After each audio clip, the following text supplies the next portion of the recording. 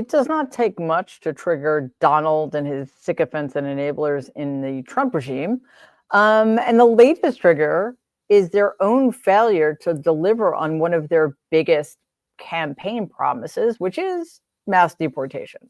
Take a listen to how badly the Trump regime is falling behind.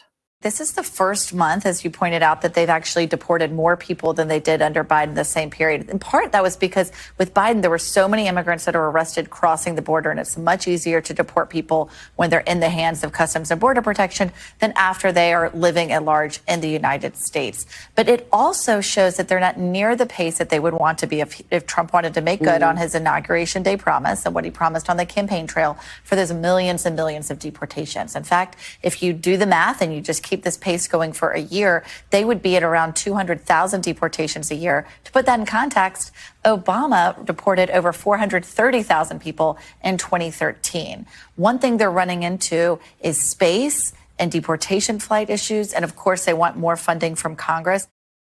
Now, mind you, this is by their standards, the standards they set for themselves, the things they promised the American people. Now, personally, I hope they keep failing at this forever, because essentially what they're saying is, we promise to be as cruel as humanly possible and deport as many people as possible, no matter how erroneously we do this, right? That's what they have been promising. And by the way, it does not provide any comfort to me to be reminded that one of the reasons Donald is so upset about this is because he's falling behind the numbers put in by the Biden and Obama administrations. So again, I would say to leaders in the Democratic Party, you're not doing yourselves or your constituents any favors by promising to be worse on immigration than the Republicans. It's really despicable. So please stop it.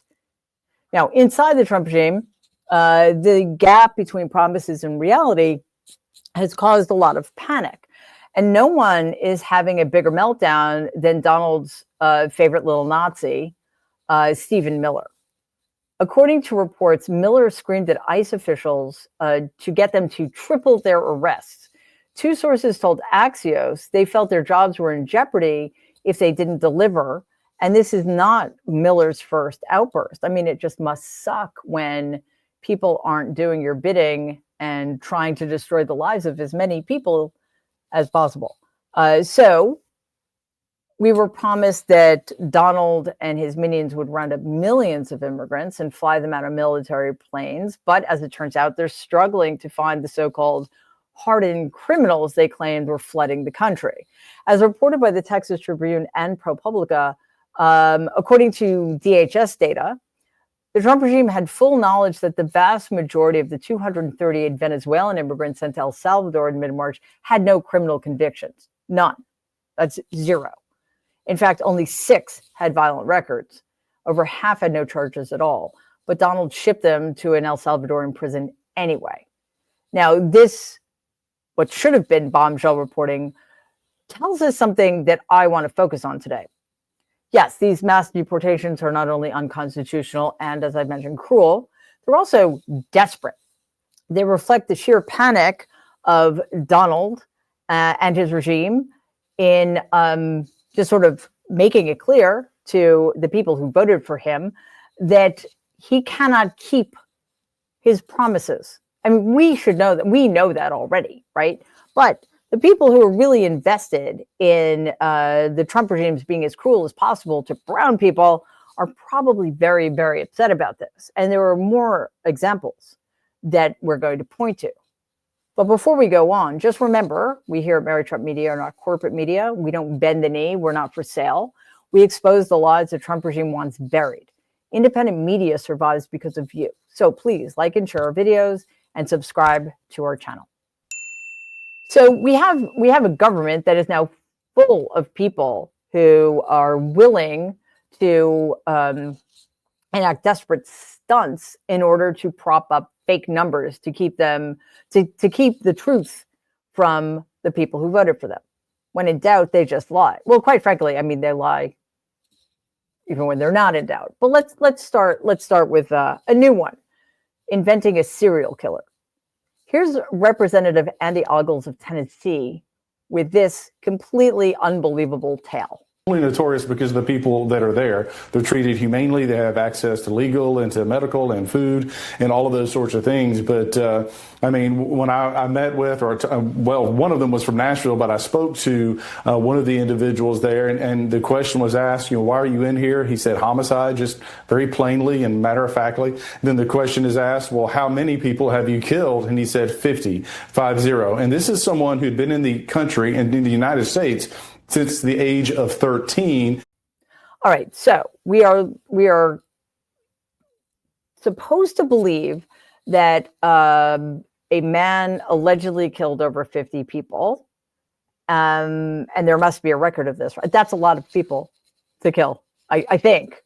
I'm not a Republican, so I'm not sure, but I think that's still a lot of people. So there should be a record. For reference, this number is more than some of the most notorious serial killers in American history, including John Wayne Gacy, Ted Bundy, and Jeffrey Dahmer. And I promise you, we really, really search hard for this. And just as an aside, like, I'm very interested in serial killers. So it would be unusual for you not to have heard of one so incredibly prolific. And yet there is no mention of this person anywhere. As one Twitter user put it, quote, "This somehow slipped under the radar of every law enforcement agency in the United States. Not a peep from the FBI, DOJ, or even a local news outlet. Just Andy and his magical murder mystery tour at CCOT." It's honestly impressive how Republicans can uncover international serial killers no one's ever heard of while opposing funding for law enforcement and screaming about deep state conspiracies. Next thing you know, Ogles will say the guy also forged all of Biden's executive orders and runs Hunter's laptop repair shop, unquote. Well, actually, I think those last two things are true. I think the serial killer actually was responsible for Biden's auto pen and the debacle created by Hunter Biden's laptop. I totally believe those things. So the Trump regime keeps coming up with these fabrications, and this shouldn't surprise us. None is more absurd than those thought up by Kristi Noem, notorious puppy murderer. On Wednesday, Noem announced that an undocumented migrant, Raymond Morales Reyes, had sent an assassination threat to Donald.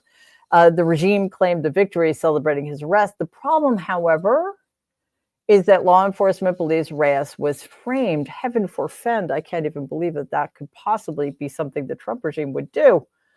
According to the investigation, Reyes did not write the letter. The actual suspect is someone set to stand trial for assaulting Reyes and who may have forged the threat to get him deported before the trial.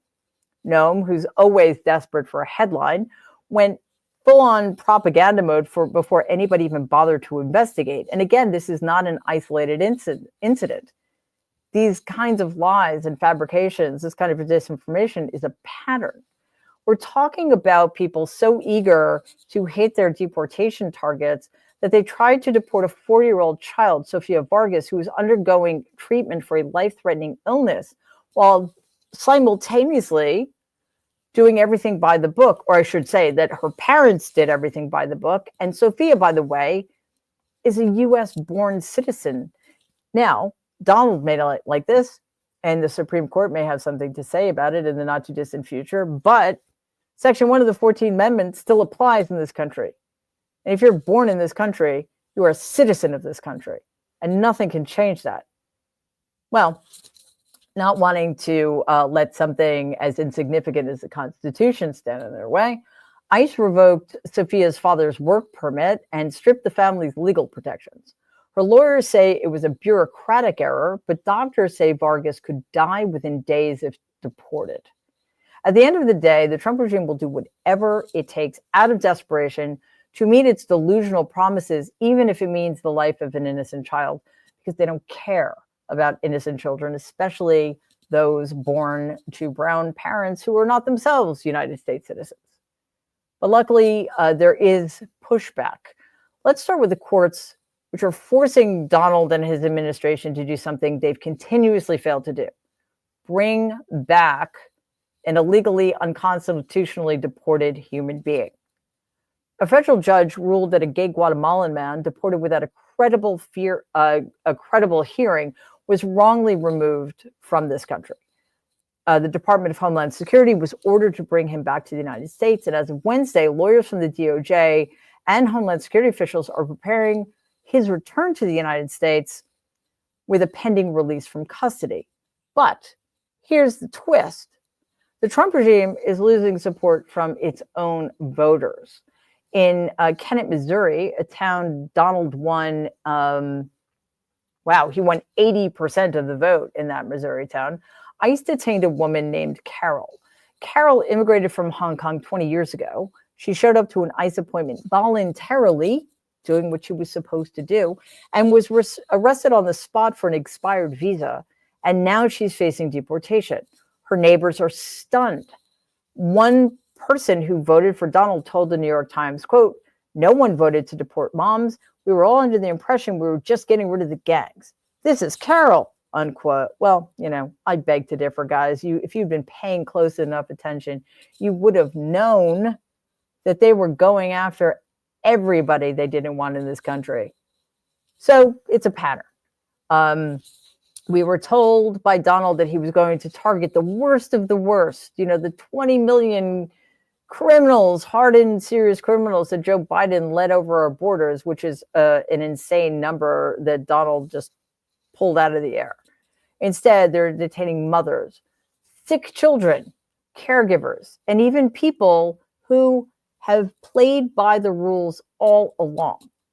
So the backlash to the horrors being committed by Donald and the Trump regime is building, thankfully, because it's becoming clear finally to people that this is not about safety or justice. And quite frankly, it's not just about cruelty, because I think a lot of people who voted for Donald voted for the cruelty. The backlash is based on an increasing sense that if they are going to go after the most vulnerable among us, even if everybody plays by the rules, they could go after anybody.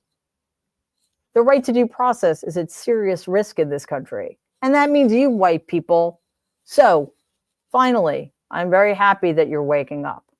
And what Donald and the Trump regime are doing right now, spinning the numbers, lying about what's going on, and trying to increase the pace at which they are illegally deporting people, that's just out of desperation.